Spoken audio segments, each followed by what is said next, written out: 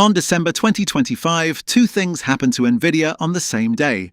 The US government announced it would finally let Nvidia sell its most advanced AI chip to China, and federal prosecutors unsealed a case accusing a smuggling ring of already moving $160 million worth of that exact chip into China. One announcement legalized the chip, the other proved the chip never needed legalizing to get there.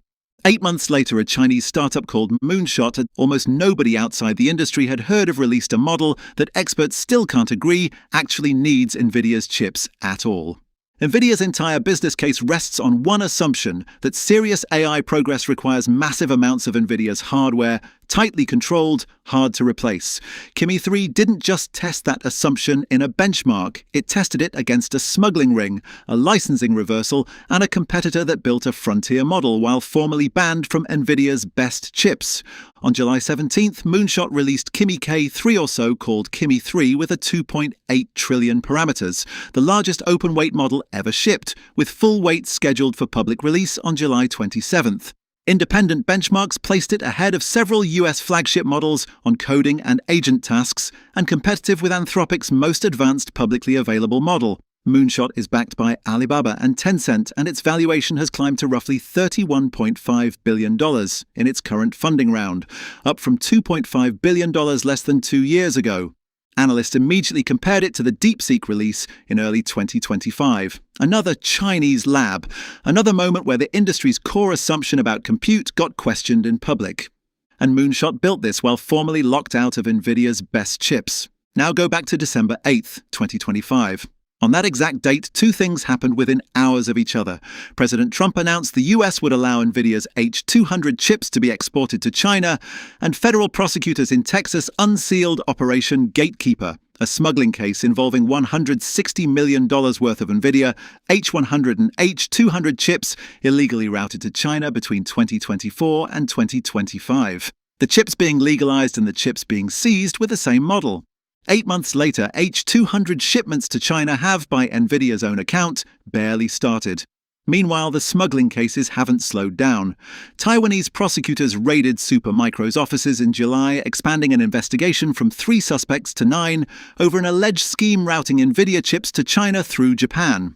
The Commerce Department has logged close to $420 million in penalties over smuggling adjacent violations in the past 12 months alone.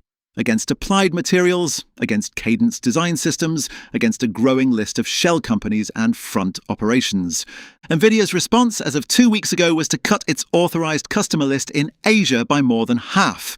Now here's where the story splits into 2 competing narratives, and both can't be right. First, that Kimi K3 proves compute constraints breed efficiency, not scarcity. Moonshot didn't out-hardware anyone. It re-architected around a linear attention mechanism that needs less raw compute per task, which is exactly the does more with less story that terrifies a company whose entire pitch is, you need more.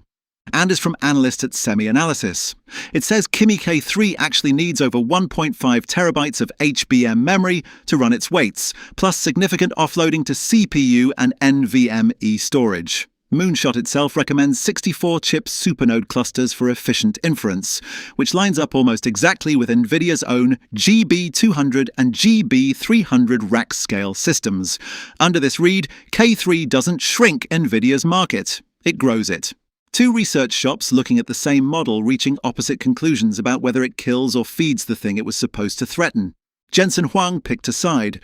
On July 21st, he told the market directly not to panic about Kimi K3, arguing the logic behind the sell-off was backwards.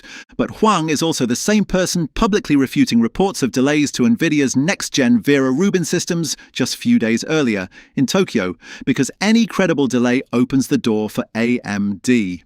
A UBS survey now finds roughly 60% of businesses pulling back on AI spending.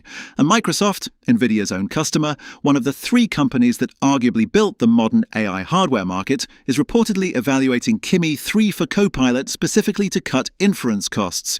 That's not a rival testing a competitor's toy. That's a US tech giant quietly pricing out whether it still needs as much of Nvidia's hardware to run its own product. So the sanctions didn't stop Moonshot from building a frontier model. They didn't stop the chips from reaching China through Taiwan, Japan, and Southeast Asia either. They just moved the argument from Washington's press releases into federal indictments. What they did do is create a Nvidia that has to simultaneously tell investors demand has never been stronger, tell regulators it's tightening compliance, and tell the market not to panic about a product it isn't legally supposed to be losing customers to in the first place. Two research firms can't agree on whether Kimi K3 helps or hurts Nvidia. Neither, it turns out, can Nvidia's own actions.